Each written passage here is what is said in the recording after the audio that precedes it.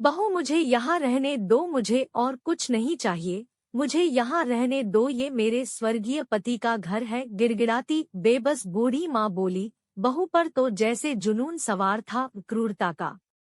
उसने आव ना देखा ताव, बस सिर्फ 2 रोटी के लिए बूढ़ी माँ को घर से निकाल दिया और फिर आने न दिया।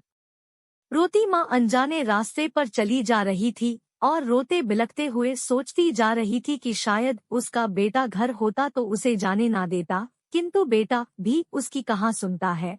रोते रोते सहसा वह गिर पड़ी। तभी एक दंपति वहाँ गुजर रहे थे। उन्होंने पूछा, क्या हुआ, क्यों रो रही हो अम्मा? अम्मा शब्द सुनते ही वह और जोर से रोने लगी। तभी दंपति ने उसे चुप कराया। तब बूढ़ी माँ ने बताया कि रोटी के कारण उसकी बहू ने आज उसे घर से बाहर निकाल दिया। वह बहुत रोई गड़गड़ाई, पर बहू ने एक ना सुनी। यह सुन दंपति उसे अपने घर में ले आए।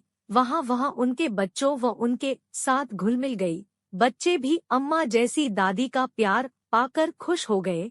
परंतु बूढ़ी माँ ने सोचा कि वह घर पर खाली नहीं बैठेगी, कुछ काम करेगी, जैसे अचार डालने का काम। यह बात उसने दंपत्ति से कही और उन्होंने कहा, जैसा आपको अच्छा लगे वही आप करें। बूढ़ी माँ यह सुनकर बहुत खुश हो गई और अचार बनाने का काम करने लगी। धीरे धीरे उसका यह अचार बहुत पसंद आने लगा।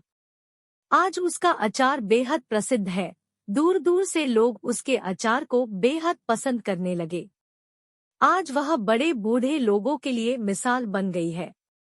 आज बूढ़ी माँ बहुत वयस्क है और फिर से युवा जैसी दिखने लगी है। इस कहानी के माध्यम से मैं उन सभी युवा युवतियों से यह कहना चाहूंगी कि किसी भी बुजुर्ग का निरादर ना करें, मिलजुल कर समस्या का समाधान करें।